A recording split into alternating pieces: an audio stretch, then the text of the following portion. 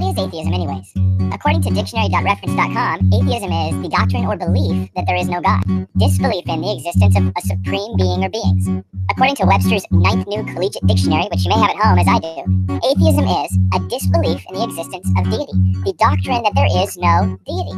PhilosophyPages.com says that atheism is belief that God does not exist. Unlike the agnostic, who merely criticizes traditional arguments for the existence of a deity, the atheist must offer evidence. PhilosophyDictionary.org says that atheism is the denial of the existence of God. God does not exist. I think that going to philosophy dictionaries is probably a really good way to discover the meaning of atheism, since it's a very philosophically heavy, meaningful term. According to the Stanford Encyclopedia of Philosophy, atheism means the negation of theism, the denial of the existence of God.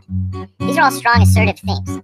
The University of Aberdeen's Glossary of Technical Terms also agrees and says that an atheist is someone who believes that there is no God. This doesn't seem like much of a debate, but what about some of the atheist websites? What do they say atheism is? On infidels.org, under the title What is Atheism?, it says atheism is characterized by an absence of belief in the existence of gods. At atheism.about.com, it is defined as not believing in any gods. These are very weak, very soft definitions of atheism. I wonder why. Atheism. I don't think it means what you mean it to mean. Your words are confusing me when you put it that way. Why make it confusing when you can just say it plain? If you believe there is no God, just come out with a claim. Lack of belief in God makes your stance sound weak and lame. Atheism. You say that my baby's lacking a belief in God. Well, I can say the same thing about my lucky fishing rod. I don't need no big words to prove that concept wrong. So I thought I'd make fun of it, singing in this song. Atheism. Yeah. Philosophically, I think you may have missed that simply a lack of belief does not make an atheist. I'm not trying to make fun or suggest that we should hate. Just want to keep some other folks from making that mistake. Atheism. Yeah. You're listening to the Bible Thumping Wingnut Show, the show that's safe for the whole family. Unless your family contains professing atheists. All right, it is December 9th. Another episode of the Atheist Experience coming to you from the Bible Thumping Wingnut Man Cave. It's about 60 degrees down here, and I'm a little cold, and so is the atheist argument for morality. Oh, did I say that? If you appreciate what we do here at Bible Thumping Wingnut, please consider supporting us. Go to BibleThumpingWingnut.com and click on support our ministry. If you become a Patreon supporter of any amount, that includes $1 a month, you are eligible for our bi-monthly. We do it every other week. We give away something.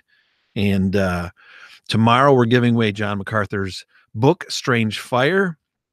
And on Christmas Eve, we're giving away a custom-made Bible, an ESV version, a BTWN version. It has a custom binding on it. The leather is lambskin, black lambskin ESV, beautiful Bible made just specifically for our giveaway on Christmas Eve.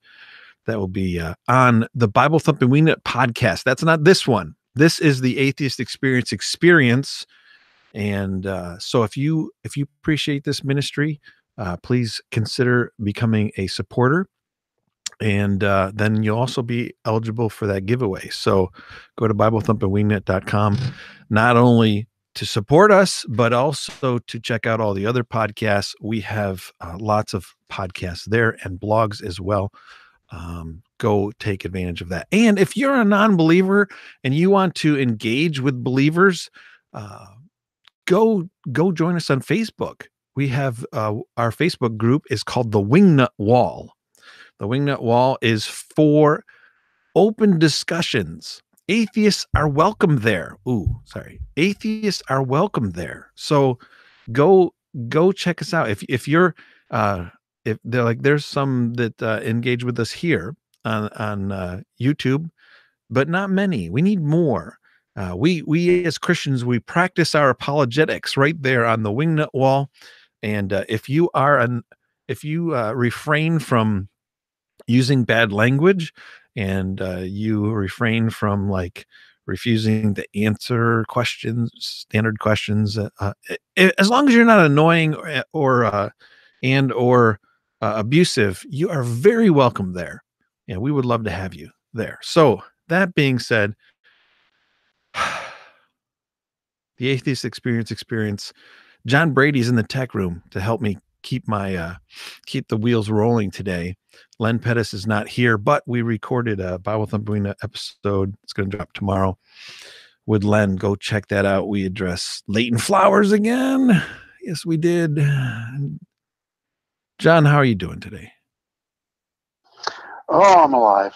I'm a little crabby, a little in pain, but I'm alive. Praise the Lord. Well, you sound like you got a lot in common with Len Pettis if you're a little crabby tonight. So I think he's always crabby. So.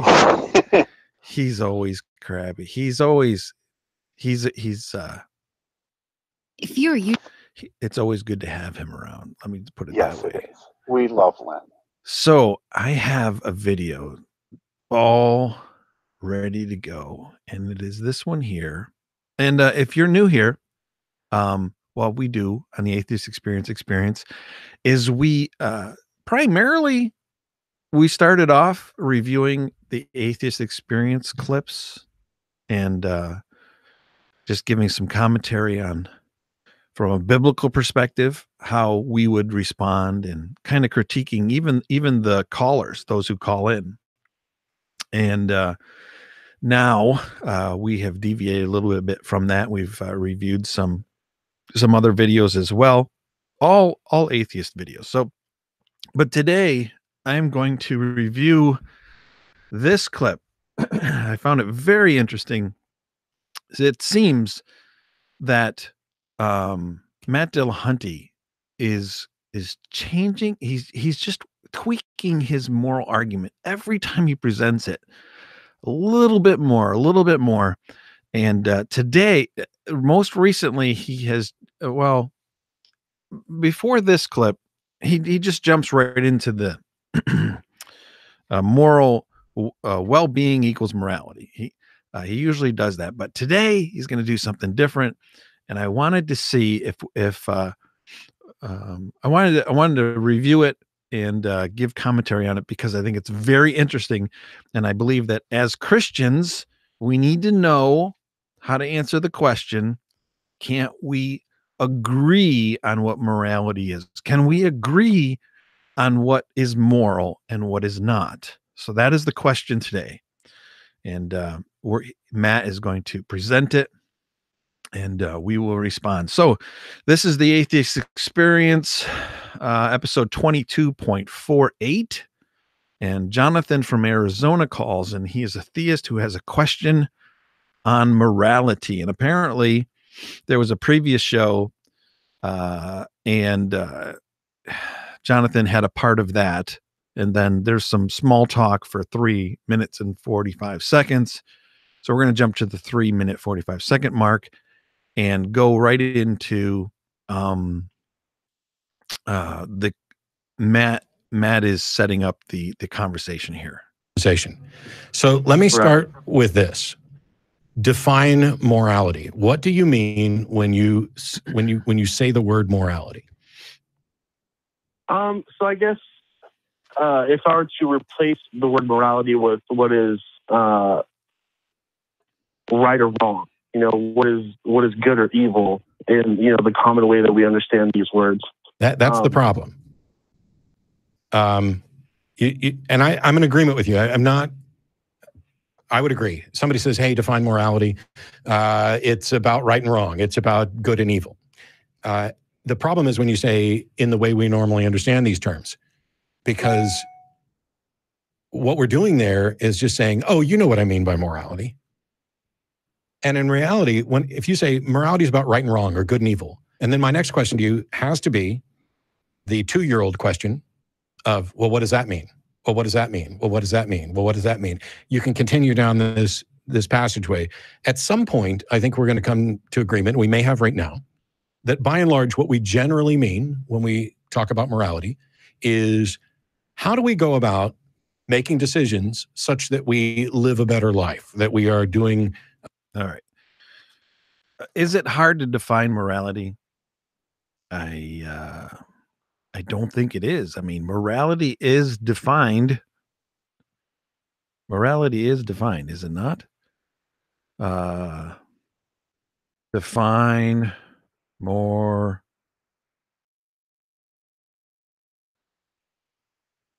Morality. Define morality. Morality. Principles concerning the distinction between right and wrong or good and bad behavior. Boy, how is that hard? I mean, I don't understand how that's hard. So principles that determine what is right and wrong. So what is the principle that determines what is right and wrong? I don't know how that is hard, unless you don't have any principles for right and wrong. More good than evil, that we are doing more things that are beneficial than harmful. Is that all still on board with what we mean by right and wrong? Absolutely. Sure. No. See, the theist caller just granted the atheist, the professing atheist, we agree on morality. How can we agree on morality if, from an atheist perspective, we can't determine what is good or bad? From a Christian standpoint, we can define what's good or bad based on what Scripture tells us, what God has revealed in Scripture. We have God's word that tells us how to react, how to act, how not to act. We have that. The professing atheist has rejected that. So they have no principles to determine right and wrong, principles that guide what is right, what is good, what is bad. Nothing. So we can't, so the answer is no, we can't agree with the professing atheist on what morality is, unless we allow the atheist to adopt our position or to borrow from our position. And there's really nothing good that can come about by agreeing with them or granting them that standard. We don't need to give in to that. But let's see where this goes. Now, that makes all of this really easy. Makes it easy now. If you grant the atheist that he has a standard for good, bad, right, and wrong, that makes it easy. He's been taking notes and expecting a fight, but now no need for that. Because the truth is, no matter how you define morality, once you have a definition, you can then evaluate the consequences of actions with respect to that definition to see if we are consistent with it. So there's a couple of concepts that I want to kind of clear up. One is that many times when people say objective morality, what they're actually talking about is absolute morality and vice versa. And these are two different things. And on the objective. Okay. You just said that objective morality and absolute morality can get confusing. So what is objective? What does the word objective mean? And what does absolute mean? All right, I wrote down the standard definitions.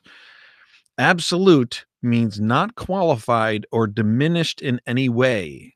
Not qualified or diminished in any way. That means if something is an absolute moral truth, then that means that there is something that is right or wrong everywhere in every situation. Okay, that's absolute. And then to define the word objective or objective morals, an objective moral is not influenced by personal feeling or opinions when considering facts. So in morality, it would be not taking into consideration your own personal feelings or opinions in considering moral facts. And Matt is going to make the argument that, well, I'll let him make it. Objective side, there's also two different components. There's the objective value, the standard which we are going to use for comparison. And then there's the objective assessment, which is assessing the consequences of actions to this. I've used chess quite often as an analogy. The rules of chess, we made them up. There's no, in the universe, there's no objective chess.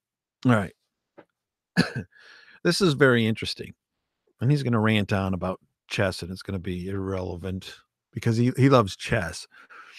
But he's using the game of chess as an analogy for how we come up with moral standards. And how are the rules for chess? How did we come to the rules for chess? We made them up. How does the atheist come to a standard of right and wrong? We make them up. We just make them up. We agree that they're right and we make them up. That's not a very good. How do you know moral truths? Well, we made them up.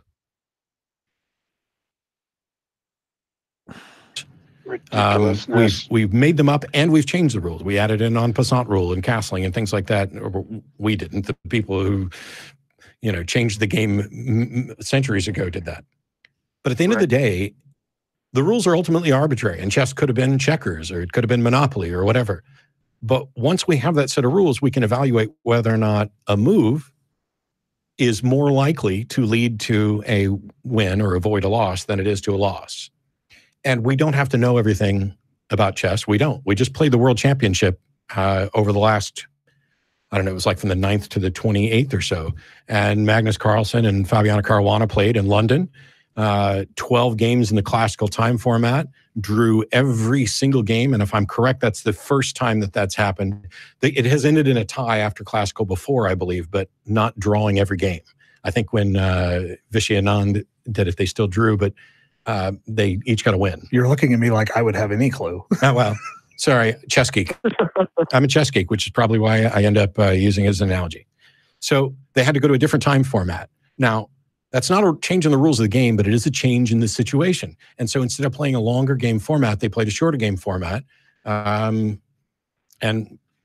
sorry, I love Fabi, but Magnus whooped his ass. I mean, it was just win, win, win. And it's because under those different time constraints, your ability to process information fundamentally changes. Mm-hmm. And you're relying on different heuristics in a way. You're still playing the same game. Now, does that mean that because Magnus was able to win 3 games, that he is absolutely the best in every possible scenario? Well, no, because in the previous scenario, he tied. He and Fabi tied for 12 games straight. And they both, made some mistakes, but they both played wonderfully. I mean, it's some of the best games ever, which would bore everybody to tears because they were draws. So setting aside the chess thing, if the question is there such thing as an absolute morality? Then my answer is no, because I view this as the situation and the context matters.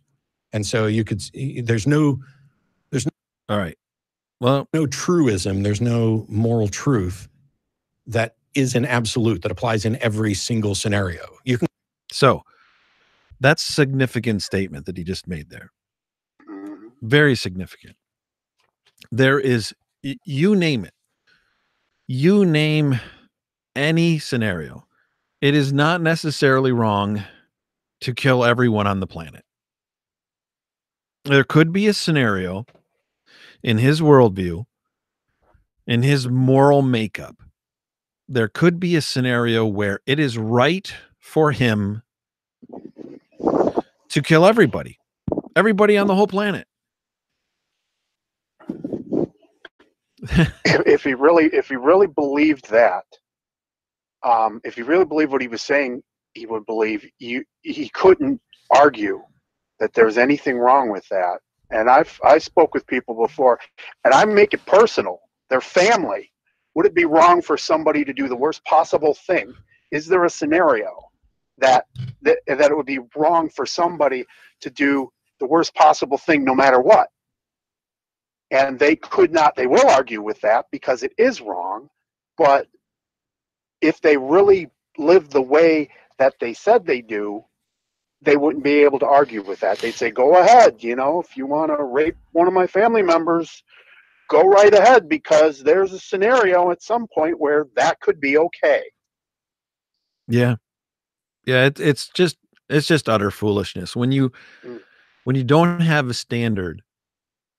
When you reject God, you want to be able to make your own rules and change them whenever you want to. You're the captain of your soul. You're the captain of your life. So that's super significant to say that no, there are no moral truths that are absolute. That's huge. And for him to, one of his favorite things, he doesn't do it during this call, at least the part that we're only going to make it to the 14-minute mark, and then we'll be done. And we're at the 8:37-minute mark.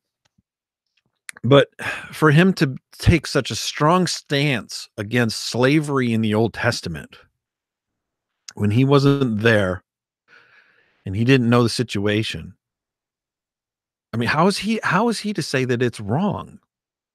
And I suppose that he can't. He can't. If you ever get into a debate with Matt Dillahunty and he's arguing for anything in God being, or anything being morally wrong, just say, well, is it absolutely wrong?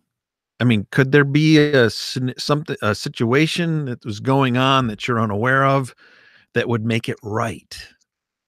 He would have to say, according to his standard, yeah, there could be, according to his standard, yeah. So let me play that again. We'll back it up a little bit. Text matters. And so you could see there's no truism, there's no moral truth that is an absolute that applies in every single scenario. You can come up with perhaps incredibly outlandish scenarios where it would be justifiable to do anything. And the prime example that we go to in moral thought is something of, oh, I'm putting a gun to Jeff's head and I'm telling him, okay, you need to make a decision. Do I kill those 2 people or those 5 people? And if you don't make a decision, I'm going to kill all 7 of them. So now, at a discrete level, we have Jeff is making a decision about whether 2 people, 5 people, or 7 people die. But he's not killing them. It's absolutely always wrong. From a Christian's perspective, it is a moral absolute that we not murder people. We should not murder people. So this silly scenario that Matt comes up with, if I put a gun to your head, you have to choose, do I kill this many or this many? And if you don't choose, I kill them all. The man who he's putting the gun to his head still is held to the standard, do not murder. And he's not the one who's doing the murdering. And there's much to be said that when you're placed in an unjust situation, you can't make your moral you can't make your moral arguments by putting a scenario like that where you're putting somebody in an unjust situation. When you're in an unjust situation, you're not held to that same state. You're not the one who's doing it, you know. Mhm. So, And well, us being Christians, our God is sovereign. Okay, so if someone sticks a gun to my head and they say I'm going to pull the trigger, because our God is sovereign, if God does not want me to die, the gun will jam. The guy will drop dead. Anything can happen. We trust in the Lord. They trust in themselves because they are their own God. and who's to say there isn't another option in that? Somebody puts a gun to your head and puts you in that situation. Who's to say there's not another option? You could try to overcome them. Mhm. Yeah, that you would be sacrificing your life. I mean, yeah, there's lots of scenarios in there. Yeah, But because God is in control. But you the know, sta- and but the standard is do not murder. That's the standard. That's an absolute standard. It's never okay to murder. For him to make a choice and say, I choose the two people. He is not the one who's murdering them. Mhm. He's not. And those are his only options. And he's doing this under duress so that he's not going to have to worry about going to jail. But the fact is, he's being put in a position where why wouldn't he be put in jail? Because it's an unjust situation and he's not the one doing the murdering. forced to make a decision that has moral consequences. And it may be the case that refusing to make the decision and letting all 7 be killed may be morally superior. It may be that going for the 5 is morally superior. It may be that's 2. Nobody's pretending that we have all the answers. That's good. How about pretending you have any answers?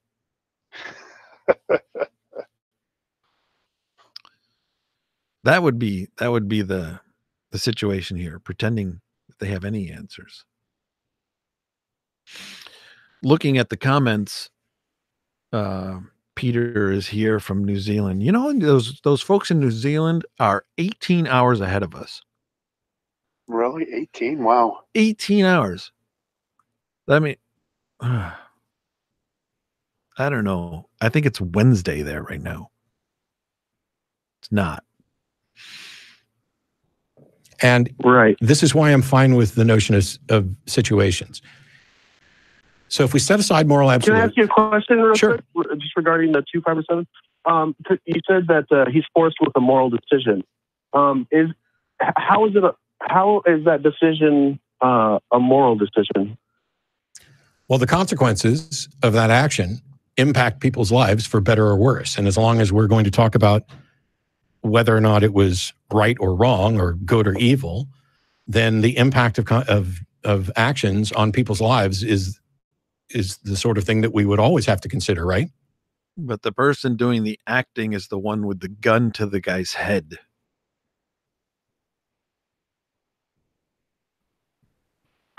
Yeah, sure. Yeah, under normal circumstances, everyday events, sure. Yeah, I mean, if you want to say, hey, it's good to skip the Atheist Experience TV show and go help the homeless, as Phil did today. We miss you, Phil. You can say that that's a good thing, and if you want to, because that's about how it affects people's lives. Banging 2 rocks together has no moral consequence unless perhaps you start a fire that kills people. I mean, you can extrapolate these things out. But if we set aside, I don't think there's any absolute morality. So I'm leaving out a major part of the Christian apologetic that we have in our toolbox, and so I'll bring it out now. Matt has just asserted that if you start a wildfire and it kills people, that's bad. That's immoral. The question is why? Why does it matter at all? Is there, if we are, as they say we are, stardust, matter in motion, and we've just evolved beings to be the way that we are, and if we evolved a different way and to a different morality, that would just be the way we are. Why does it matter? Why does it matter whether we kill all 9 people in the room or let them all live? There is no explanation from a professing atheist perspective of why one is preferable and one is not. It's just their opinion or their preference. There is no moral standard. And so now the question is, do we can in fact make objective assessments with respect to a goal? That's just This year. Wow. What was that? Did he turn into a little girl? What was that? Oh, they do a commercial in the middle of it, huh? Well, I'm going to turn the volume down so we don't have to hear it. But I didn't have a commercial there before.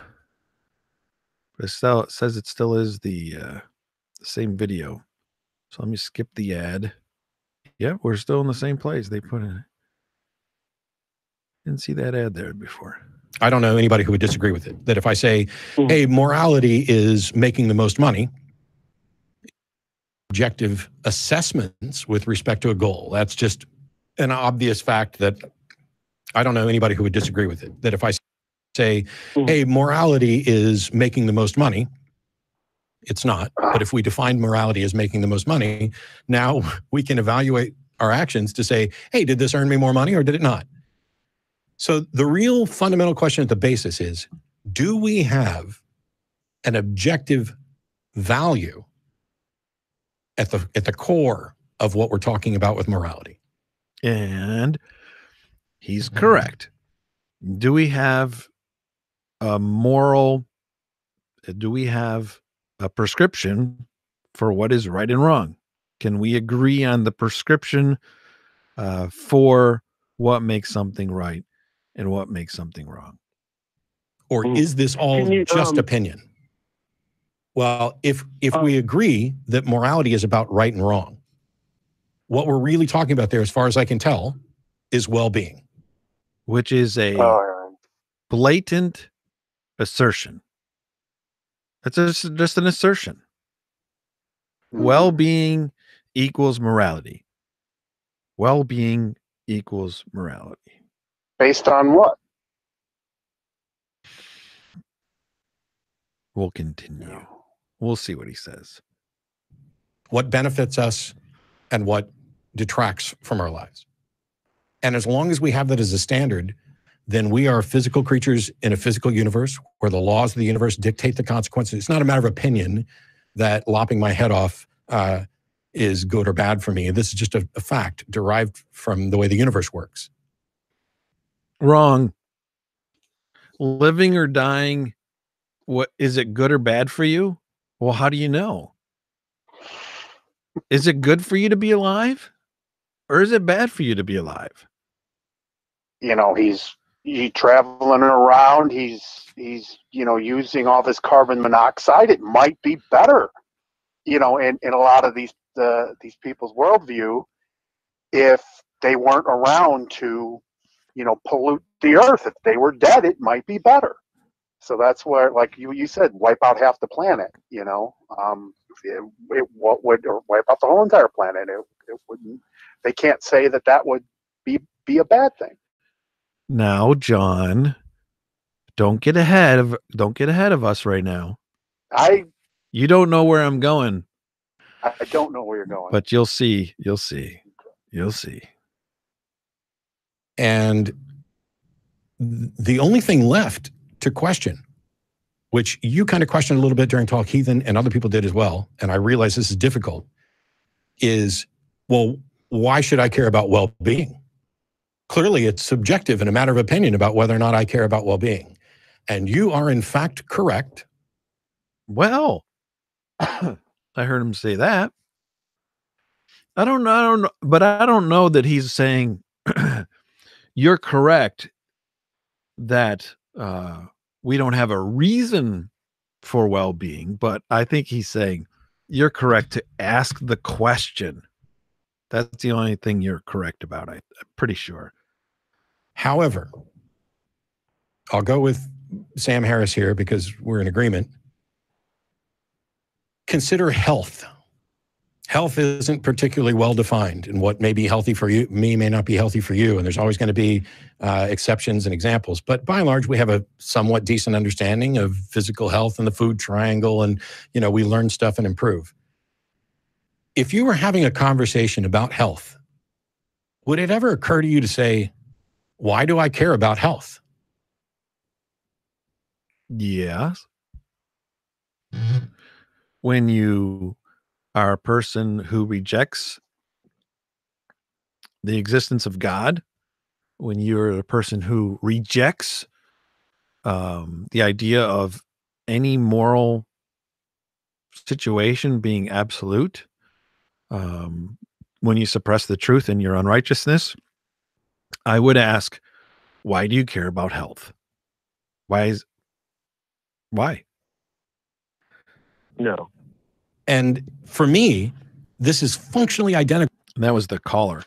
That was the caller saying, no, I wouldn't.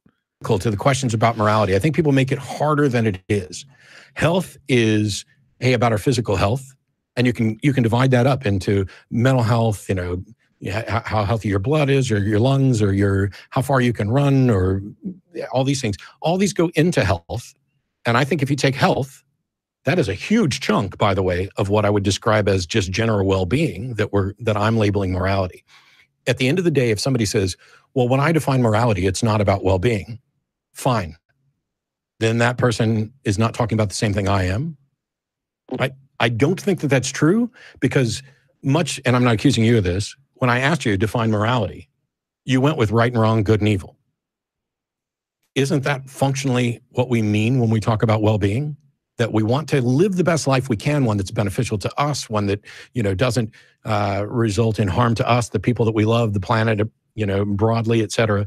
That we want to take the actions that are better. And we're looking. All right. There you go. So what can we conclude from that? Well, let's really dice it. You don't have to be real intelligent to realize what he's done. He's choosing a standard. He's choosing well-being, and he's plugging it in and saying, this is what morality is. Morality is well-being. You can put in, you can arbitrarily choose. He said it's like chess. We just choose. So let's choose morality. It's no different than choosing, the atheist, I think they used to have the argument that happiness, was it happiness and something else? I don't know. But now they're going with this argument. Well-being equals morality. So the standard for what is right and wrong is well-being. They're just asserting it. It could be, you could put in something else, like more money for me is what's right and wrong. You could just choose it. You could choose, if you choose well-being, you could say it's my own. We'll just tweak it a little bit and say my own well-being. That's what's right and wrong. And really, I think a lot of people do have this moral. What's best for me is what's right and wrong. For me to take somebody's life or to take somebody's stuff, if I don't get caught, then it's fine.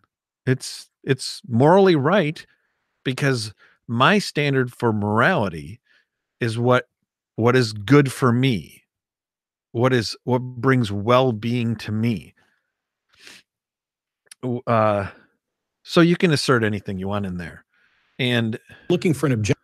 Sorry about that. I will go to this group right here, which I've shared quite a few times in the past, but not recently. This is the Volunteer Human Extinction Movement. Oh, I don't remember you ever using this. Their motto is, may we live long and die out. This is a movement that says what's best morally is for us to die off, not to continue. It's what's best for the planet. And it is their objective moral standard. And how can this is no better or worse than well-being. You know, I thought we were talking hypothetically about this stuff. And it's like, I don't know why I'm surprised. I do not know why I'm surprised. There's so many times you think something's so wild and so stupid, and then you see stuff like this. No, this is it's a real thing, and they're not joking.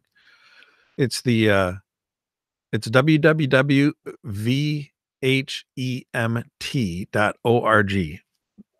the Volunteer Human Extinction Movement, and they don't want you to have any more babies. That would be a morally bad thing to do, is to have more babies. And the best thing that can happen is for us all to die. Phasing out the human race by voluntary ceasing to breed will allow Earth's biosphere to return to good health. Crowded conditions and resource shortages will improve as we become less dense. Oh boy. Worshipping the created thing instead of the creator. About the movement, how to join. How do I join? It's a state of mind.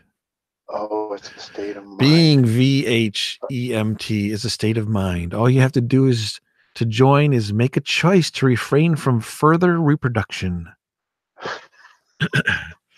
For some, it's an easy decision to make. For others, it's a moot issue. But for some, joining the movement means making a monumental personal sacrifice.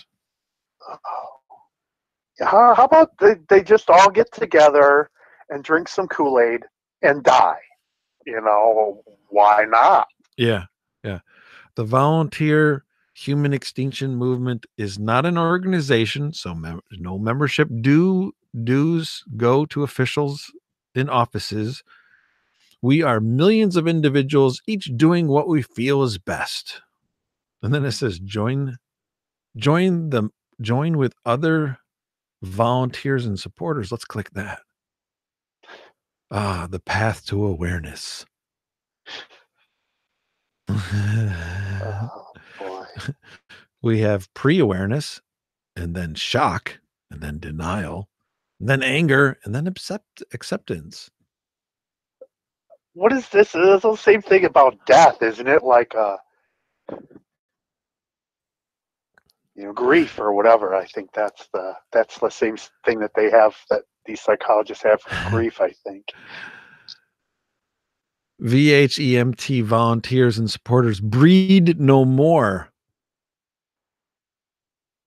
Going against scripture, right? Be fruitful and multiply. The folly of atheism.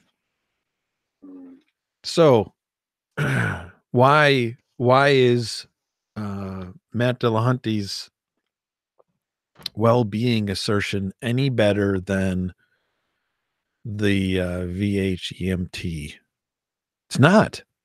No. It's just making the rules up as we go. Making it up as we go along. That's, or not we, but them. You need an unchanging standard in order to have absolute morality. It can't change. If anyone can change it, it's not absolute. AB Bowhunter says, yeah, it would be better for the planet if they did it quickly. That's true. Yeah. The quicker, the better, right? Quicker, the better. All right.